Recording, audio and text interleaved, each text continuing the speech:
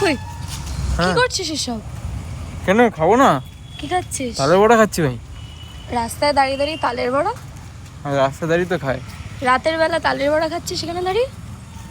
আসলে সামনে জন্মাষ্টমী আসছে তো। তোর না লুচির দোকান, তুই তালের বড়া খাচ্ছিস কেন? আরে এটা তো মানে আমি ব্যবসা করছি তো তালের বড়া।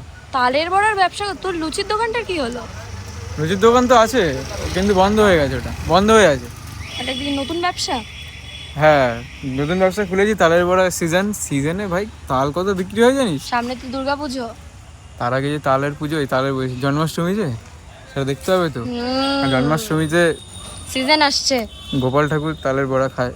তুই নাকি শুনলাম গোপাল হয়ে গেছিস, তোকেই তো খাওয়াচ্ছে সবার আগে। হ্যাঁ আমি খাওয়াচ্ছি, আমি বানাচ্ছি, আমি খাবো না।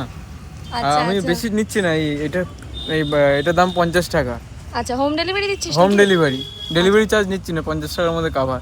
আচ্ছা, 50 টাকা এক কন্টেনার? এক কন্টেনার, এই যে 250 ml এর কন্টেনার 50 টাকায় আমি বাড়ি বাড়ি দিয়ে যাচ্ছি। শুধু টালিগঞ্জ এরিয়ার মধ্যে যার অর্ডার লাগবে আমাকে ডিএম করবে, ঠিক আছে? আর তুই খাবি? খাওয়া খাওয়া। হ্যাঁ না, খেয়ে দেখ কেমন লাগলো?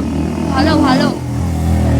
দেখ এটা হচ্ছে ময়দাটাকে, ঠিক আছে, আগে মেখে রেখে দেবো।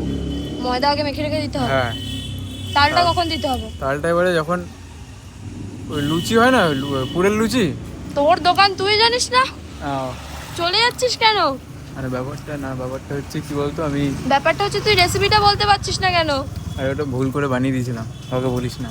কি ভুল করে বানিয়েছিলি? ভুল করে 10 কেজি তাল আর 15 কেজি আটা ময়দা নিয়ে চলে এসেছিলাম তো, বানিয়ে রেখে দিয়েছি কি করে। কি দোকান বানাচ্ছে ও, এবার তো ভুল ভাল খাবার খাবে, মানুষকে মেরে ফেলবে।